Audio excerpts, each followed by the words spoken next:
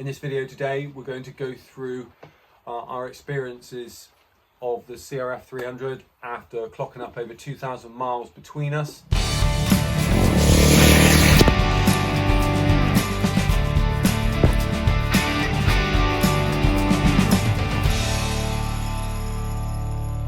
Hi everyone, welcome back to Dirt and Trail. Today we're going to go through our experiences of the CRF300 after clocking up over 2,000 miles between us, with a mixture of 70% off-road and 30% on-road. We've done a multitude of terrains, from road riding, myself doing some commuting, right through to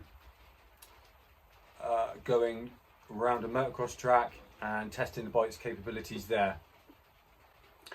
So hopefully this video will provide some insight into helping you decide if the 300 might be a suitable bike for you, given what you're going to be riding, and help you choose whether you might want to buy one or not. So we will go through lots of information really quickly in this video, try to cram in as much as we can, give an insight from myself and also from Andy. Myself from an off-road background, and Andy more from a on-road background, and we meet somewhere in the middle, which is where we believe this bike really shines, and we want to give our experience and showcase that for you all to see. So we're going to go through the general aspects of the bike, front to back, really quickly. We're going to go through some modifications, a little bit about servicing, some limitations to the bike, and our overall views, feelings and summaries to finish off. So do stick around, and I hope this is informative for you. Okay. So to start with, for the bike, starting from the top end, we'll go from the start with the LCD dash. Does what it says on the tin, is simple but effective. We've got a fuel gauge and fuel light, which is useful. There is a gear indicator if you really like that. We don't really use it, and the switchable ABS, which is a definite plus point for us. So just moving back, we've got the front brake hose, which is a bit of a subject that lots of people have an opinion on. For us, we are going to space the cable forward slightly, just to move it out the way of the view of the LCD screen, which does overlook the time and some of the fuel gauge, but it's not a big deal. It might prove a bit more problematic when we add our navigation system at the top, but we'll broach that when we get there. Andy's bike, I don't know if you can see here, doesn't have any mirrors on. The standard mirrors have got in the way, so we would definitely recommend, and we'll be doing the modification of double tape mirrors ourselves. The rest of the instruments, fairly standard as is, basic, but do what they say, functional work. The bars are classic Honda's soft variety, shall we say. So another option that we're going to be looking at to modify is putting a little bit of a rise on there, and we're going to be choosing fat bars. Myself, as 6 foot tall, when I'm stood, I am a little hunched to get my hands down onto the bars. Andy said the same at 5'9", so that's something that we're both going to do, and we'll report back once we've done that. I think we're going to do an install video as well. In terms of grips, fairly standard. They're not very soft. When we put the new bars on, we're definitely going to change them, put some soft ones on there, which will make it more comfortable. Front brake does what it says. It's good enough to endo if that's what you like. Takes some getting used to. It does need some pull, but again, more than fit for purpose, and with the ABS switched off, it will keep going and give you good feel right until it locks up. I want to draw notice to the clutch. I've mentioned in our other videos that it is a cable clutch, but it's definitely one of the lightest, or possibly the lightest clutch I've ever rode, and I've rode lots of cable clutches over the years, including KTM's hydraulic ones, and I still think it's lighter than all of those.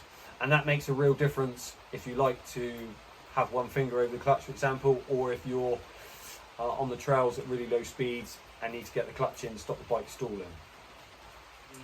Clutch pull, in terms of the lever being really far away from the grip. So for me, with big hands, it's not an issue, but Andy with slightly smaller hands, the reach with one or two fingers is a problem, and one of the mods he's definitely going to look to be doing is some sort of adjustable levers.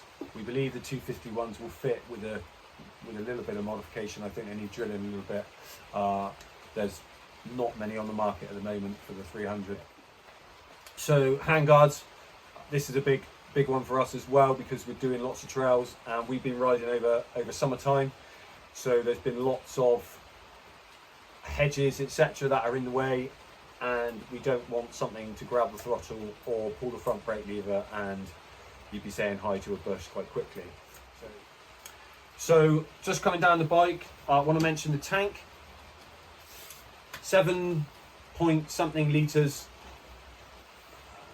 it holds, and we found that equates to about 150 miles including the light coming on. So we've only been brave enough to do 25 miles with the light on. Just to give you an idea, as I turn Andy's bike on here, his average miles per gallon is currently sat at 107.1. So that gives you an idea of how economical it is.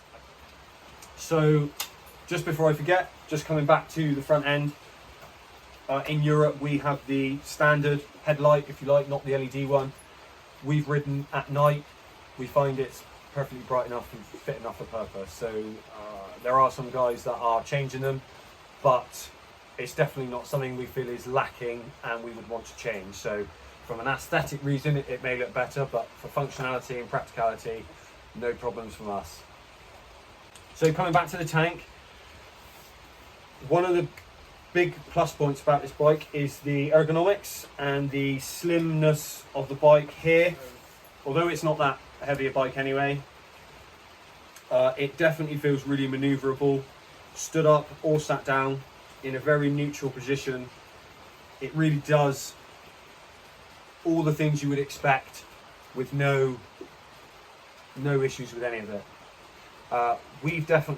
We've put frame guards on, as you can see here. The paint is thin, especially if you're wearing motocross style boots, or the more motocross style boots, the worse it is. I've already rubbed off some within the first 20-30 miles, so we've put these on. These are core grip, and definitely recommend them. Foot pegs, wide enough, solid, comfortable, no issues there. The brake and the gear levers, obviously there is some adjustability to suit your needs, but do what they say they're going to do. We have seen some stories of people bending them in a crash, so that might be a consideration for you if you wanted to upgrade them. So I can't move past this point without mentioning the engine. So we've toyed with lots of different ideas, from gearing to exhausts, etc, but actually, considering we've done lots of road riding, motorways, light trails, heavy trails, all kinds of weathers, we've come to the conclusion that it's actually really good as it is. And what I mean by that is the gearing, for example, is really good for really slow riding. It's not jerky at all, and it will cruise at nearly 1-2 miles an hour, which is great for those really tight trails. But also with a 6-gear overdrive, it will cruise at 70, 80 if you really wanted to. We find that we tend to settle at about 55 to 60, purely because that's comfortable for us. But the bike will do 85, 90 miles an hour if you really wanted it to. So a big plus point for me is definitely the torque. So the bike has got 27 horsepower and 20 foot-pounds of torque, and the torque figures are the usable part, which we feel is a massive difference over the 250L, for example. So this isn't a bike comparison, but quickly just mentioning the 250, amazing bike, and lots of amazing reviews of people that have been around the world on it. So it's tested and proven, and I think the 300 keeps that pedigree, but it has the engine now which makes that experience more enjoyable. So with that bit of extra power there, you can wheelie the bike if you want to, and it is available to make for a more pleasurable ride. If you are concerned about the lack of power for the bike, we really don't think it's an issue, unless you're coming from a race bred KTM and you really want to go fast everywhere. Then maybe it would be a touch slow. But if you're not racing and you're not in a rush to get anywhere fast, we feel that it's more than adequate. So another point of contention is the suspension. Again, there's lots of views on this. Everybody says that the suspension is too soft, and there's no doubt that it is very soft. But again, with our experience over these 2,000 miles that we've done, actually it's handled everything we've hit it with, from road to light trails to hard trails, rocks, etc. Right to the motocross track and some arguably fair-sized jumps. It's handled everything almost with a smile. That's not to say that it might be a better experience if it was upgraded, and we have installed the Nitron R1 shock, which has made a massive difference specifically to the rebound of the bike. We are looking at options for the forks at the moment to complement that, which will make for a better ride. But what I would say is it definitely wouldn't be a reason not to buy the bike, unless again you are looking to push it to its absolute limits and race it, or do an enduro, for example. But obviously that's not what the bike was designed for. So just coming back through the bike, the seat does what it says. It's quite comfortable, it's quite wide, so that really helps. And coming back to the rack here, we have got a Rally Raid rear rack, which is a really nice piece of kit, and as you can probably see, it fits the contours of the mudguard and the bike really well. So we definitely recommend one of those. Comes with the spacers as well, and the mounts for different luggage, and a rotor pack on the top. So the only other mods that we've done so far is the tail tidy, and that has a practical element to it, because with the old setup, the number plate overhung the rear tyre by quite a long way. So part of the reason for us doing it is if we get stuck anywhere, with the tail tidy on, we can nudge each other rear wheel to front wheel to be able to push each other out of any potential issues. So that's a really quick whiz through the bike. We've been really impressed, and we would definitely recommend through the miles we've done so far. So the only other mod that we are definitely going to do, because of the amount of off-road riding we're going to do, is a bass plate. Lots of different options available. We've still not decided on what we're going to choose, but it's definitely a must for us to protect everything under there, and that water pump, especially if we're if you're hitting logs, rocks, things like that. So as an all-round bike, we've chosen it because we feel that you can ride it from your house, you can ride it on the road to your destination to then be able to ride the trails. And we think that because of the nature of it, it's comfortable enough to get there, but it's also agile and capable enough to be an excellent tool when it's off-road. So it crosses that barrier really well from a trail to an adventure bike. Andy and myself plan to do some long-range trips, so we can showcase the bike from a travel perspective and how well it can do long distance as well as just a short ride day out. We think that because of the ergonomics and the really linear usable power, we feel that it's a great beginner's bike, and it's also great for myself as an experienced rider because it really makes me feel confident to push myself.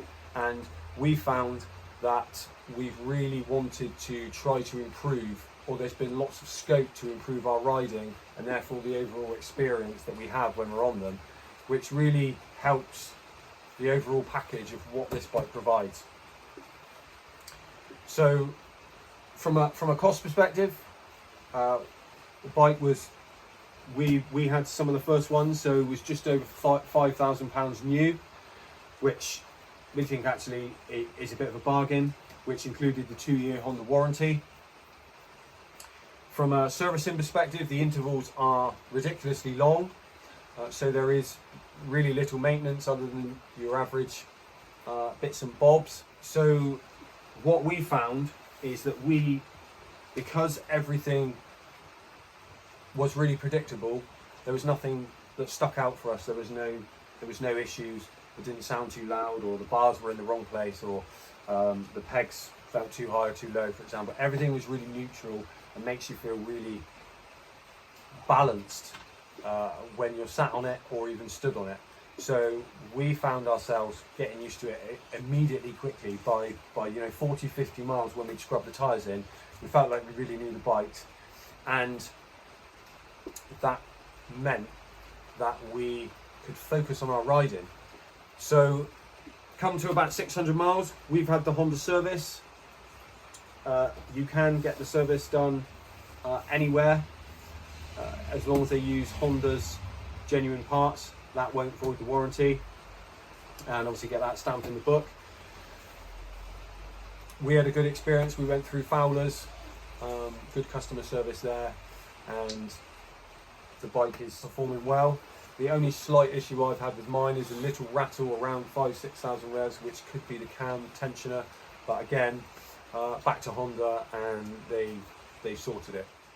So guys, looking at the other options that are available on the market around this displacement, I suppose you'd say, and price point, you're looking at what have we got? We've got this bike. We have the Royal Enfield Himalayan, which is a very utilitarian bike.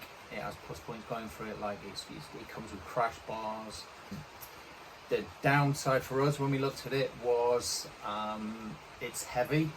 It's substantially heavier, and the ground clearance wasn't all that great. So that's the reason we opted for this. One of the other options is the KLX, which has been out for a while now. The reviews that we've read, we haven't managed to ride one yet, but the reviews that we've read and the information that seems to be coming is not too dissimilar to the Honda. However, it's just a little bit not quite polished, if you know what I mean. And those that have ridden Kawasaki's before, sometimes Kawasaki's are known for their rawness, and that might be something for you to consider if you're a big green fan. But it wasn't for us, and we feel that for the majority of riders, the Honda would suit better.